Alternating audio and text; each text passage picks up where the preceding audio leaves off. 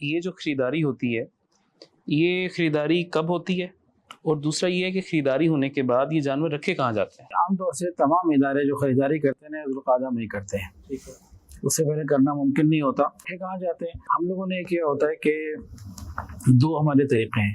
کبھی تو ہم جانور خرید کر کسی ایک اچھے اسٹینڈرڈ کے فارم میں کھوا دیتے ہیں، ان کو باقاعدہ اس کی جو فیس ہوتی ہے وہ ادا کرتے ہیں۔